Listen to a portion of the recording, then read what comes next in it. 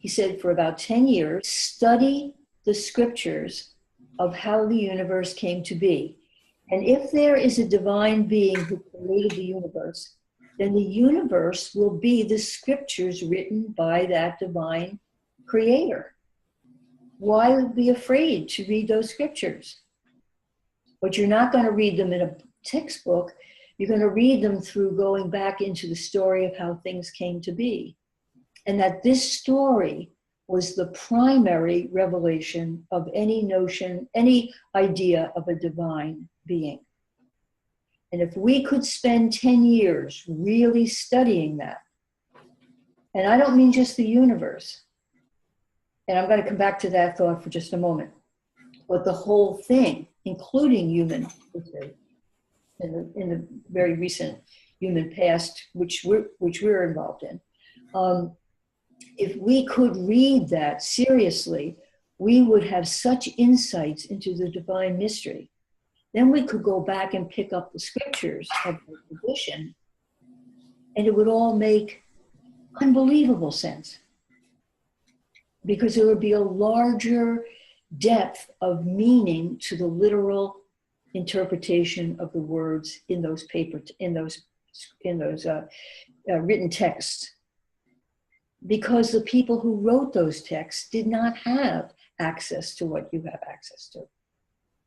They were looking out through their naked senses and hearing with their unaided senses and exploring the outer world around them and creating meanings in the inner world inside them about what things meant, how to explain things.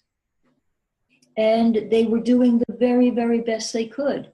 So our ancestors, well, we're just talking about a couple of thousand years ago in the Mediterranean region of the planet Earth, where the civilizations of ancient Greece, Rome, and the biblical Middle East traditions integrated together to create a common perception, a common, we use the word cosmology, story of the cosmos. They were figuring out how things came to be and why they were the way they are. And even though those three traditions had different deities and different narratives, they came to some of the same conclusions. And that's the foundation of Western civilization. It's a couple of thousand years old.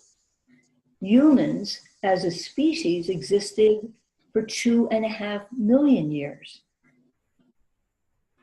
This is a recent perception that we come out of. And it is in the same Western tradition that we have had this ironic capacity to manipulate nature and matter to make the instruments that we've made that have extended the senses, so that now we can hear and see what no one in all the generations of humanity before us ever could see with their eyes, naked eyes. But if it was there, if what we're seeing was there for 13 billion years, and we say we have faith in a creator, then this insight into what the creator or what creation, or however we want to say that, how it all came to be, is sacred knowledge. It is insight into its inspiration.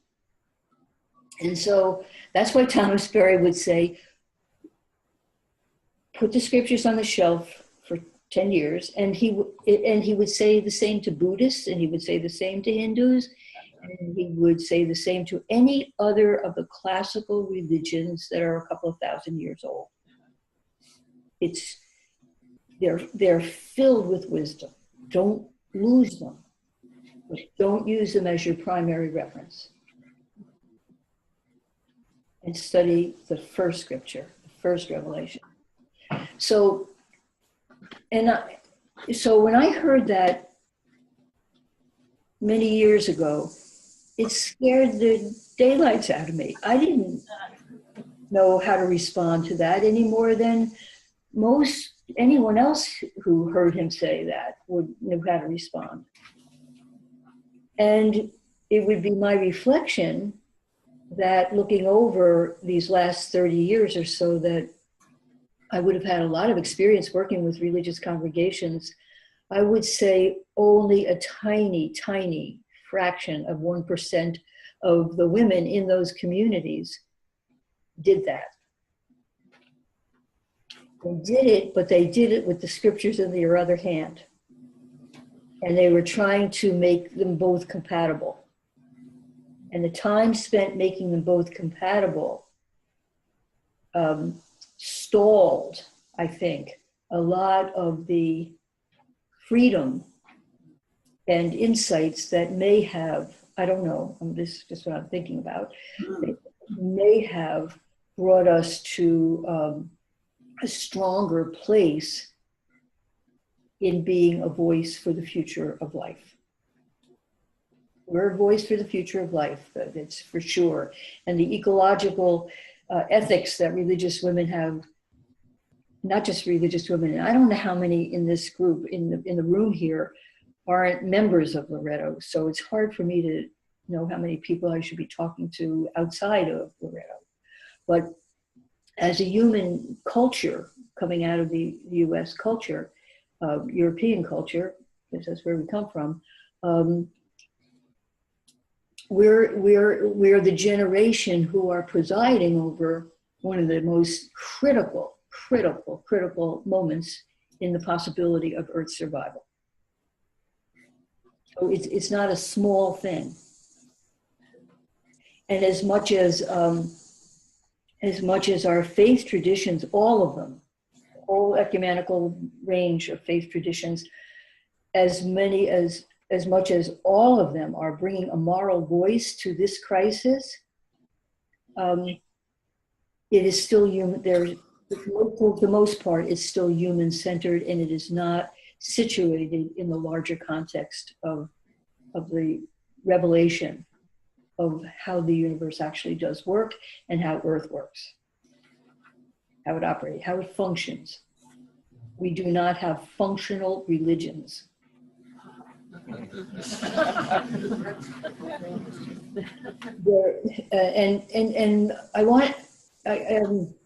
it's so hard to speak in a way that is self-critical, because it's about myself and my congregation and my church and my faith and everything. There is just this tendency, and it isn't wrong. It's just, as Brian Swim would constantly say, it's not enough right now. And that is to be still seeing the human as the norm of everything. You know, the dignity of the human person still is is the deepest moral criteria. That's not wrong. You can't have a human if you don't have the whole Earth. Not the parts you like, but everything.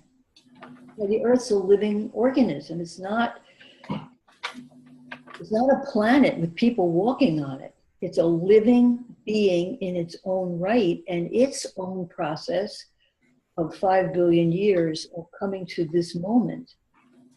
Every aspect of that is essential to its being, just like every aspect of your body, which has evolved over the 50 years or 20 years or the whatever, how many years you're alive. Every aspect of that is integral to the story of who you are and who you are, not just the story, who you are. You can't cut pieces of that out and throw them out any more than you can take parts of our physical nature and say, well, I don't like this part, I'm just going to snip that and throw it away. You can get along with heart and lungs, well, good luck. You know? So the frame of reference for us, and so you're at this moment, and Jesse, I heard you say before, you're standing between the past and the future. And I couldn't even see the ritual you were doing, but I had a sense you were bringing chairs up to represent 7 generations into the future, I think.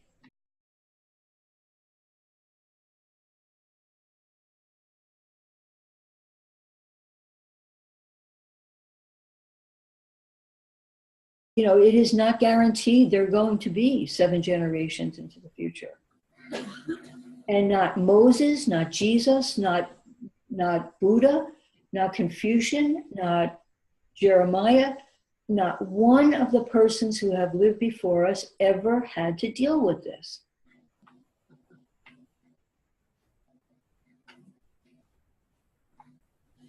And we know that the only reason that's happening is because the human species, in its Western form, which is the origin of the industrial technological aspect of human creativity, it's the human in that form which is out of sync with how the natural world works and is bringing down the immune system of the whole of the natural world. It's us.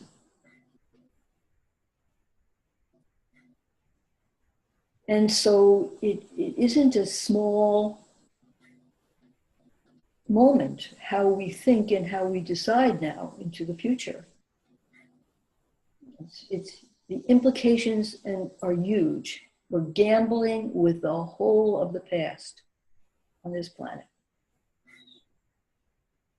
So we talk about climate change as though it's an abstraction or something, you know. I can sound negative. I might make you wish you never asked me to come into your living room.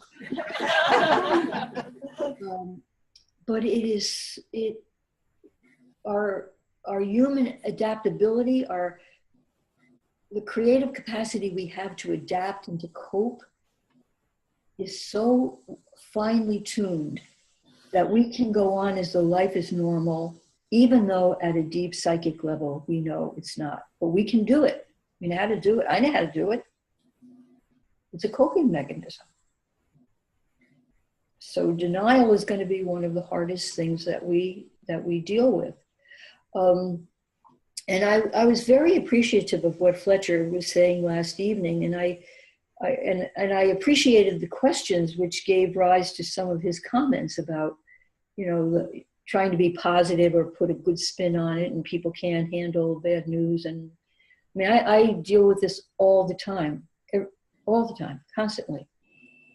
People only want to hear what's going to be positive. What can I do that's going to make a difference? I don't want to hear the bad news.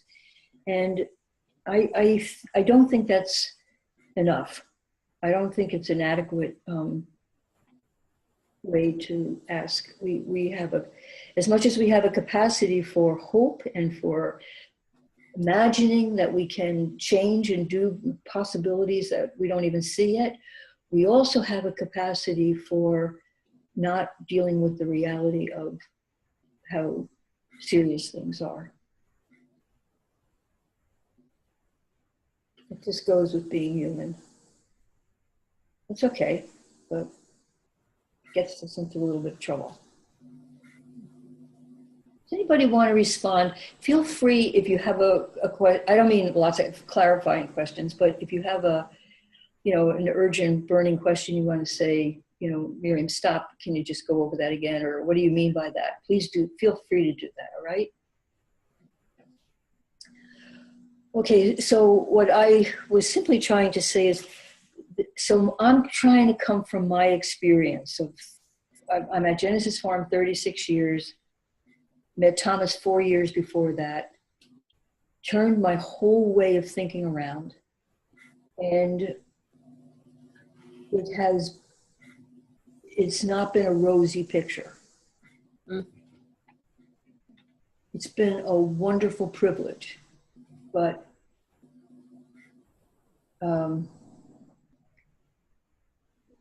changing a paradigm as deep as the Western worldview is not easy. I don't know how to do it. And that's what we're all struggling. I believe that's what we're really struggling with. How do we transform from within what is inadequate and dysfunctional in the system we all live and move and have our being in, because we all do. And it's based primarily on a belief that the human is essentially different than everything else on the planet. We are spirit, and the rest of I don't like to use the word creation because it has too many overtones of an abstract meaning. Everything else of the planet is matter, physical matter. We are matter too, but we're also spirit and have an inherent spiritual, transcendent soul that gives us a prestige, a stature, a role in the drama of life that is radically different than every other being, every other thing. And it is so fundamental to everything in our existence and the institutions we live in, work in. It's so fundamental that trying to shift that is probably still the greatest challenge that we have. And it's why we're still clinging to religious beliefs to give us the insight to change the dangerous path we're in. And religions can offer something. They really, I'm not in any way negating that, but they're never going to be enough.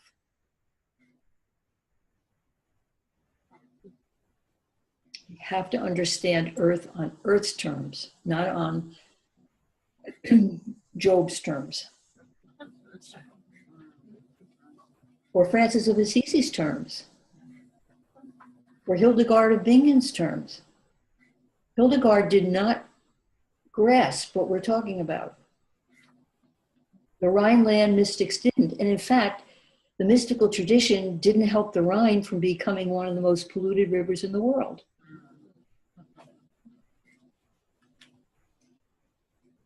There's a deeper belief about the human prerogative to own and do with the non-human aspect of Earth what we decide to do, as long as we're just with each other or we're lawful in the way we do it. And we have a whole legal system based on giving us the right to do that. That's why I was so grateful when you stood up to those fracking companies and said, no, you're not getting on our land. I don't care if you have eminent domain signed by every president of the EU and US and nations of the world. You're not getting on our land. It was very heroic. Is anything I said, you want to have comment on that and all? And I'm only going to be sharing from my experience. Don't take anything I say as the truth. My experience. That's all I have. It's all I have. I did want to make another distinction. I wanted to get back to this distinction though. Very often when congregations do adopt the language of the universe story or systems theory or systems change, and I see it all over. I mean, it's all over. It's in LCWR's literature. I see it in congregational. It implies a journey toward studying the evolutionary process, evolutionary consciousness. There's a lot of different terminology with all of that. And what I would like to do is just make a distinction between Earth and universe as the primary focus of our energy. Because I see it get mixed up a lot. I see it all the time. And it isn't good or bad, right or wrong. It's just a caution. Because the universe is the largest reference we can go to, as Thomas Berry would say. There's nothing outside the universe that we know of yet. We can intuit that there may be other universes outside this one or prior to it. And that's all fine speculative, but it's what we know about this universe is it is the largest total complete point of reference for which we would talk about anything inside it. So Earth is a little speck inside it. But Earth is unbelievably complex, unbelievably unique, and it's just the most extraordinary, beautiful context, at least in our solar system, in this one galaxy of which there are billions in the universe, which is the larger context. But Earth, having come through the journey of a first generation star, which gives its life at a certain point when it runs out of its inner fuel and collapses into a supernova and then moves into a new phase. Earth in our solar system around Sun, which is a second generation star, Earth and Sun are the most extraordinary realities that we can be focused on in order to solve in order to respond to the issues that I know are deep, deep, deep in the heart of Loretto Earth Network. It's what you care about. And Earth is totally and completely dependent on Sun. And anything that happens as Earth is orbiting Sun everything is derived from the energy of Sun, which is being poured out by the billions of tons every second. And for us who are Earth in the form of human beings, Earth is our primary context. Now, to understand Earth, we do need to understand the universe. But the universe is going to get along fine and dandy without us. Earth will not. We are a major force in the possibilities that for Earth's future, not for the universe. So there's a way in which we're not the guardians of the universe. We don't take care of the universe. We don't defend the universe. The universe is there. It's doing what universe does. And it knows what it's doing. Mm-hmm. But Earth has, over its 5 billion years of greater and greater and greater complexity and creativity, it has brought forth in the primate part of the animal forms it's brought forth. This particular primate that has a brain and nervous system as complex as what we call the human. And this complexity enables the human to be aware of itself and to reflect on itself and create meaning. It doesn't just experience warmth, it tries to figure out why warmth, how warmth, where does warmth come, where does temperature, heat come from?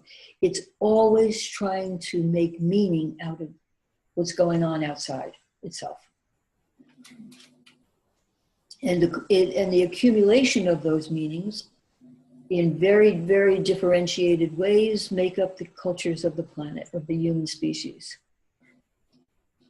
And they're very geographically based, as we know. But Earth is the context of our being. We're derived from everything Earth learned in a 5 billion year journey of bringing forth the complexity and diversity of existence that we know today and that we saw when the astronauts took that first photograph of Earth from space. They had no idea this was a living planet, a living organism. And it's only been through the painstaking, persistent, contemplative fascination of certain humans to go back and try to understand how things have come to be, given the new instruments we have to measure things and to explore, that we've come to the realization of what we call chemistry or physics or biology or geology or hydrology. It's astounding how it has all come to be. And we are one species among all the life species that Earth expresses herself as. Every being is Earth being that being. We're not on the Earth, we are Earth in that form. So is maple tree.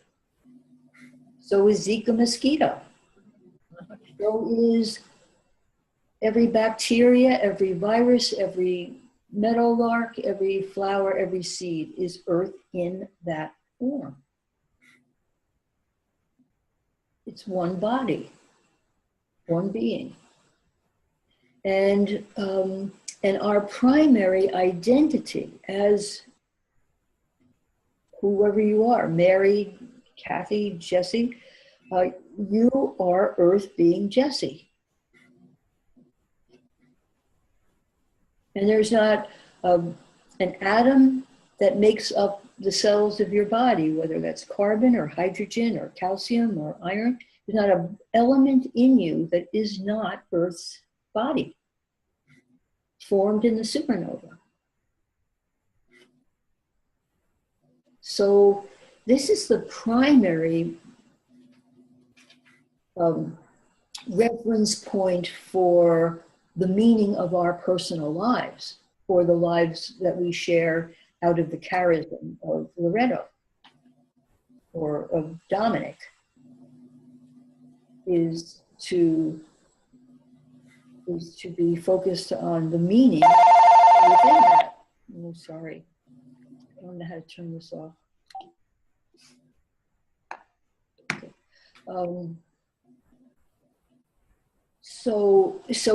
I'm just trying to situate this first sharing we're having today in trying to suggest all of us have to go. Oh dear.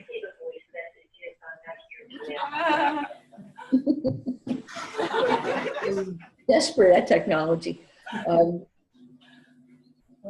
But if those symbols on the chairs that you were working with for the 7th generation, if there's going to be a chance for life to come, our species has got to do this work of reinventing everything about ourselves.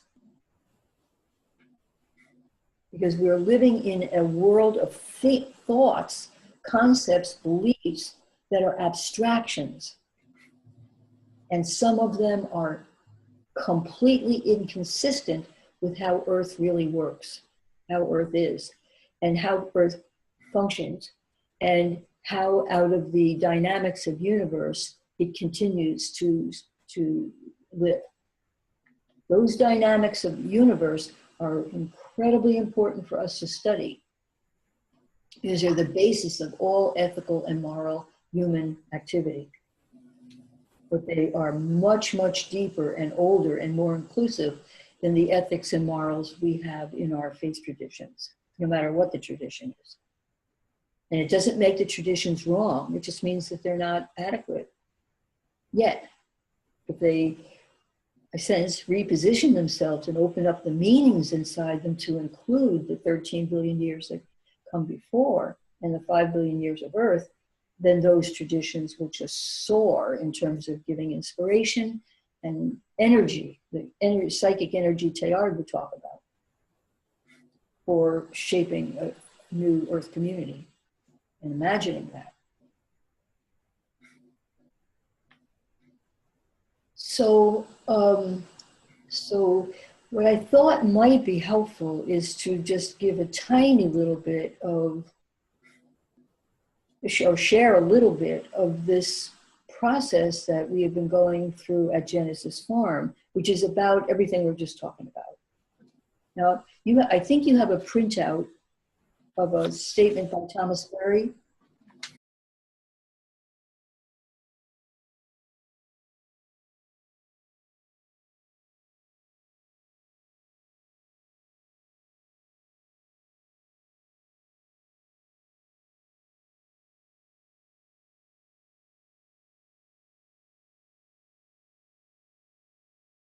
In in his in one of his major books, which I would, my sense is it's indispensable for grappling with all of this. The book called The Great Work, Our Way into the Future. There's a chapter in there where he goes in depth in taking apart the phrases of the sentence you have in front of you. And I bear with me if I'm going over stuff you've been reading and studying for years. Please just bear with me. But he talks about the great historic mission of our time is that our generation, so that's right as you're at this 25-year point in this aspect of Loretto, and Loretto's larger than the Earth Network. I understand that. So I see you inside the core of Loretto. But that the great historic mission of our time is to reinvent the human. And I know that's a really challenging statement. Reinvent the human? What does that mean? It sounds so mechanistic or so mechanical or technological. But see, it's really the meanings we have invented over the last several thousand years of Western civilization. We invented the meanings of who humans are. And we agree on them. And I want to go back to something we said earlier. One of the fundamental meanings we agree on is that humans, in Thomas Berry's word, sense that they are radically disconnected from the other than human world. And in many of the origin stories, not just of the West, but others as well, there is this sense that the human is given a spiritual soul, a transcendent, spiritual, immortal soul that will transcend the body after death directly from the divine creator, who did not put the same soul or breathe the same soul into everything else, like rocks and water and stones and snakes and mosquitoes.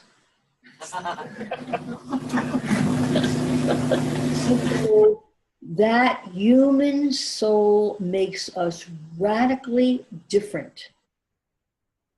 And then of all the Earth's beings, we share the capacity to have a subjectivity. Now, I know this language gets a little hard, but I'm using Thomas's language. It's all I know. We're subjects. We can say, I am. The stone doesn't get up and say, I am. Actually, it does, but we don't know how to hear that yet. But we know we can say, I am, and we can hear the person next to us saying, I am. So we give a depth of interiority or subjectivity to the human, which is non-material. It transcends matter and physical form. It is something we share with the divine. And it makes us inherently different than stone and mosquito. And that meaning of discontinuity is what Thomas is talking about when he says we have to reinvent that meaning about who we are. We can't reinvent ourselves physiologically, but we can reinvent the meaning we have of being inherently disconnected from everything else. Now, how do we know that? And if you've seen some of the films with Brian Swim, where he so magnificently tries to describe the rate of expansion of the universe from the moment it comes into existence 13 billion years ago he talks about the rate of expansion. That if the universe, in that huge, unbelievably, we can't even fathom the power of that early emergence of energy, raw energy. But as it slows down and cools and starts to expand, creating space and changing, creating time, the rate by which it does that is so precise that if we're either a trillionth of a percentage faster, the whole universe would have just exploded and nothing would have happened. And if it was a trillionth of a second slower, it would have imploded and nothing would have happened. But the rate of expansion is so precise that the universe stays one with itself as it expands and as it changes. And that original energy simply moves through different forms of itself, but it's the same energy. All energy was made at the primal moment of the creation of the universe. And as Einstein says, you can't make new energy and you can't annihilate it. All you can do is observe it change the form in which it expresses itself. And that's what it's been doing for 13.7 billion years. And because we know that, we can measure it mathematically, that means that whatever comes to be inside the universe being one with itself is the universe being that.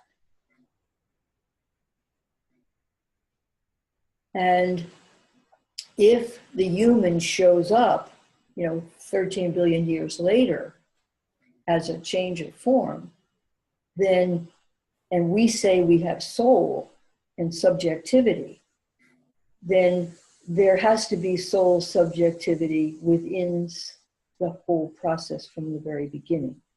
It doesn't come in from outside. Nothing outside comes in. What comes into existence is from inside. So the idea that you have subjectivity, humans have subjectivity, but rocks don't and soil doesn't, is totally inconsistent with how the universe works. That's why we need to study those dynamics, not to be experts in quantum physics or astrophysics. We just need to get the sense of it and understand that the unity of the whole, which we believe in, is verifiable. And you cannot give subjectivity to humans and not to the entire universe. It's a property of the universe. It's a characteristic. It's fundamental to its essence. It just expresses itself in greater and greater complexity of form. So this is really, really an important piece for us to grapple with so that we can correct. See, I forget the name of the gas pipeline that was coming through your land, but so you could go out and you can hold your deed, which is based on democratic concepts in our Constitution, and say, you can't do that. And they can say, well, we have the right of eminent domain. And you could say, well, where did you get that from?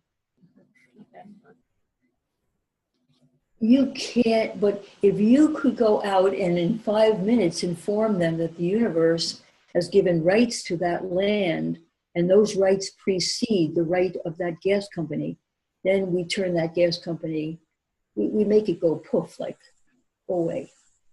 We just take away its power. Now, that's hypothetical, but you know what? It's the truth.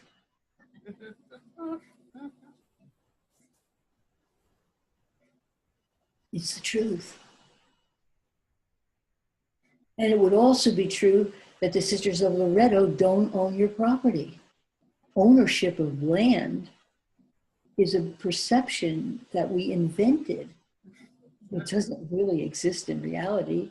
It's an invented meaning, and it's becoming more and more dysfunctional. So humans own the land, and they can do whatever they want as long as they conform to the municipal site plan where they live. It's crazy. And our whole legal system validates that behavior. So I know this may sound like, what am I talking about? But it is absolutely critical if there's going to be 7 generations to come.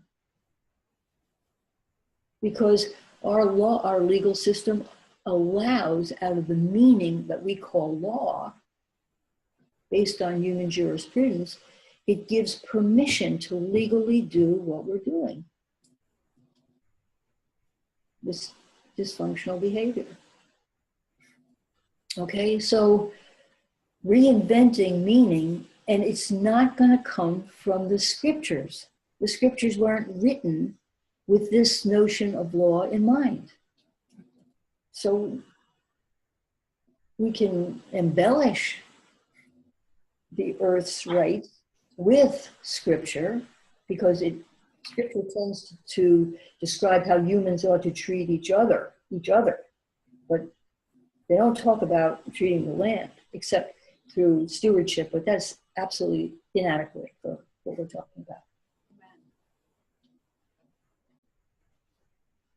And I would say this to a group of Hindus. Hindu law was not created for this. So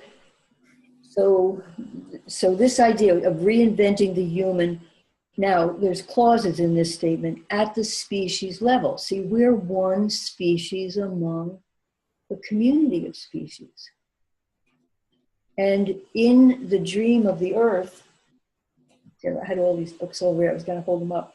In the dream of the earth, there is a chapter in that book. Every chapter is brilliant, but there's one chapter called bioregions, where Thomas Berry, it is one of the most brilliant of his works, where he describes a bioregional context, because the earth as a living planet is not uniform. It's very differentiated, because it's a sphere, and it's on an axis, and it's still got a molten core, so the elevation, sea level, and high level topography, all of that is particular to every bioregion, every region. And so the temperatures, the climate there, the amount of heat taken off the photons of sun matter, as well as the geological history of how water flows through a region. How water was formed into rivers or watersheds or lakes or oceans. It's all important to understand how that happened, because life then conforms to the conditions and the constraints of that particular bioregion. I mean, polar bears cannot live in the Amazon jungle.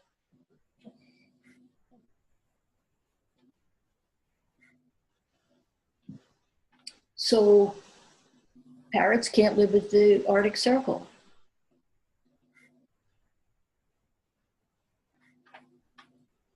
So the bioregional context is really important. And we, for the most part in North America, we've been living since the last glacial period. Where we lived was most emphatically marked by the last period of glaciation. And in Kentucky, your Appalachian Range comes out of the same tectonic activity at the core of the earth as 20 miles from here that I can see from the top of our hill, the Appalachian Mountain Range. We're Appalachian people. We are too. And those mountains are the oldest ones on the continent.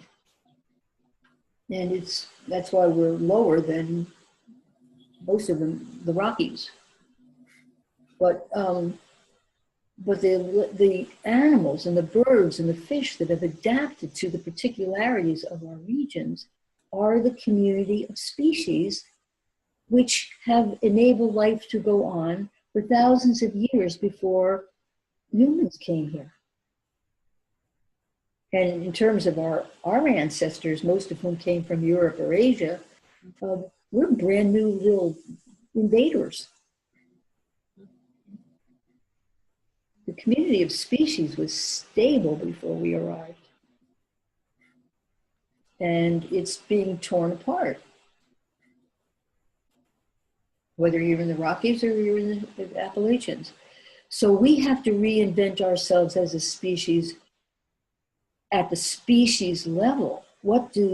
How would it be to be one species among all of the ones who live outside your back door? Or who used to be here and maybe aren't any longer. See, we don't think as species. So that's going to be really important, but to do it with critical reflection. You know, we're not going to put on Native American dress and ceremonies and go out and become a species with the other species. We're not Native American. We're not native. We're not indigenous peoples for the most part. Some of you may be. And so we're going to have to reinvent ourselves as one species among the species, but to do it with critical reflection. And what that means from Thomas is what we have learned scientifically about geology and hydrology and biology and who's here and how they got to be here. That critical reflection is absolutely essential now, especially since our understanding of chemistry is the only way we're going to be able to decontaminate our waters. We contaminate it through chemistry, but we're going to have to understand chemistry to decontaminate it. Not to make more chemicals next year and put more of it into the water. Got to get the chemicals out of the water. So critical reflection means we have to understand not only the natural world, but what we've done to it and the artificial substances we have poured into it, drenched it with, which are themselves in very many cases lethal, poisonous, toxic. So we have to be able to reflect on what we've done. And with critical reflection within the community of life systems. So it's not just the plants and the animals, it's the water, it's the soils. It's the whole earth being as one living organism, where we have to reinvent ourselves as one with the whole life system. And we have to do it in a time developmental context. So he's simply saying, understand the evolutionary process. Talk to geographers, talk to biologists, talk to the geologists of your area, and understand the whole context of it. Time is still developing. And we're saying that in a universe that's still developing. The universe isn't finished. And that's why it becomes counterproductive to say this religion or this dogma or this truth is the fullness of revelation. How can anything in the universe be the fullness of revelation if the universe isn't finished?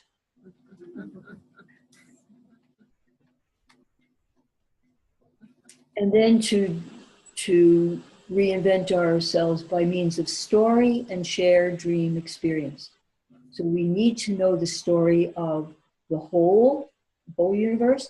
We also need to know the story of Earth, of the bioregion in which we live, story of maple tree, story of soil, microbes in the soil, story of watershed, story of animals, story of indigenous people in that place, story of humans coming out of the European experience. We need to know story, your story, everybody's story, every being's story. Without knowing the history of how things happened, how can we understand them?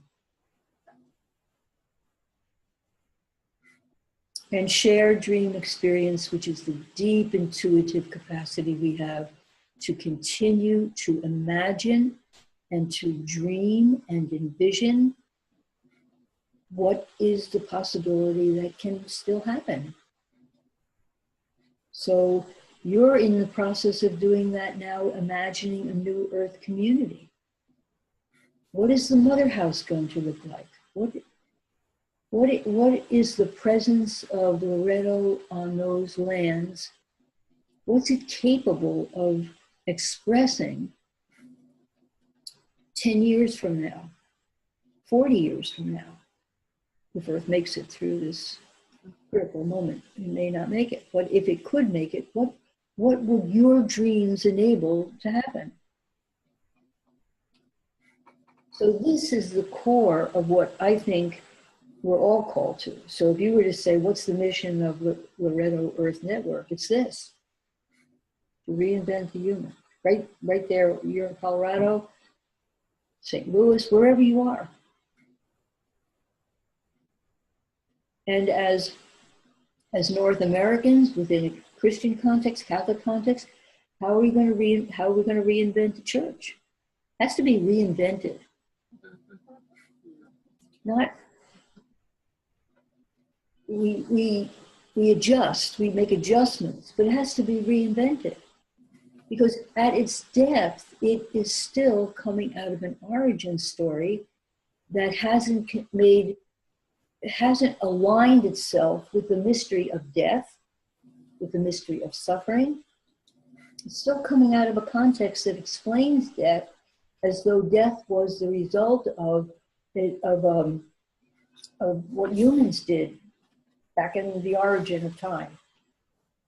When any biologist will tell you that death came about 1 billion years ago in the ocean, long before humans. And death is an integral part of life. It is not abnormal, nor should it ever be looked at as a punishment. Now, the ancestors we have in the faith who saw it as a punishment, that wasn't a conspiracy. They were trying to figure out what it was. But we can't use how they figured it out and use that as the way we're figuring it out. It's not consistent. So this is a deep, deep, deep part of the work that I think we're trying to reimagine if we're going to create a new Earth community.